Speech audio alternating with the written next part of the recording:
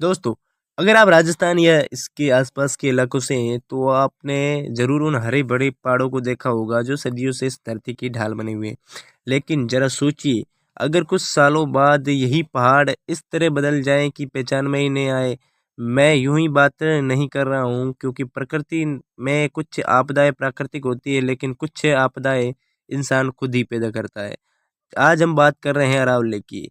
अगर अरावली इसी तरह खत्म होती रही तो इसके असर केवल राजस्थान तक ही सीमित नहीं रहेगा। भारत का सबसे बड़ा एनसीआर क्षेत्र दिल्ली, वही दिल्ली जहां हर सर्दी में लोग सांस लेने के लिए तरस जाते हैं। क्या आप जानते हैं, हर साल दिल्ली में 10 से 30 हजार लोग सिर्फ प्रदूषण की वजह से मर जाते हैं। लेकिन सवाल ये है कि इस प्रदूषण का अरावली से क्या संबंध है। चलिए समझते हैं कि अरावली का क्या संबंध है। ये देखिए, राजस्थान का सिक्कर क्षेत्र।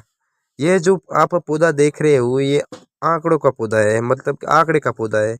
इस पर जमी धूल देखिए। अब जरा सोचिए, अगर इसी जगह कोई इंसान खड़ा होकर सांस ले तो यही धूल उस सीधे उसके फेफड़ों में जाएगी और धीरे धीरे जिंदगी को खत्म कर देगी। लेकिन आखिर ये हालात बन क्यों रहे हैं? वजह है माननीय सुप्रीम कोर्ट के फैसले के बाद बदली गई अरावली की परिभाषा। हाल ही में पर्यावरण और वन और जलवायु परिवर्तन मंत्रालय भारत सरकार की एक रिपोर्ट सामने आई है।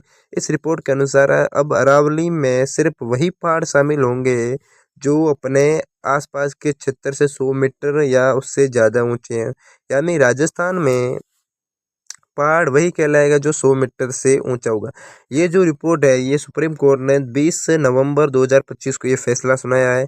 जबकि पूरी दुनिया भू आकृतियों की पहचान समुद्र तल से की जाती है। अगर वही पैमाना अपनाया जाता तो शायद आज अरावली सुरक्षित होती। अब इन आंकड़ों को देखिए। आज राजस्थान में करीब 12,000 पहाड़ियां मौजूद है। लेकिन अगर 100 मीटर वाला पैमाना लागू हुआ तो उससे बचेंगी सिर्फ 1,048 पहाड़ियां, मतलब सिर्फ 8.7%। यानी कि 91.3% अरावली खत्म हो जाएगी पूरी तरह।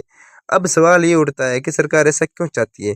क्योंकि इस परिभाषा के बाद इन पहाड़ियों पर खनन से प्रतिबंध हट जाएगा, और खनन बढ़ा तो धूल बढ़ेगी, धूल बढ़ी तो प्रदूषण बढ़ेगा, और उसका सीधा असर पड़ेगा दिल्ली पर। आपको मैं समझा, अरावली का करीब 80% यानी कि 80% हिस्सा राजस्थान में है, बाकी हिस्सा हरियाणा और दिल्ली में है।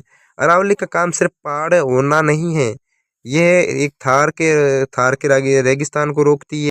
रेत के धूल के महीन कणों को दिल्ली की हवा में घुलने से रोकती है। PM 2.5 जैसे जहरीले कणों को हमारी सांसों तक पहुंचने में रोकती है। अगर ये अरावली हटी तो ये धूल सीधे दिल्ली जाएगी, और आज जो 10 से 30 हजार मौत का आंकड़ा है वो 2 गुना 3 गुना या इससे भी ज़्यादा हो सकता है।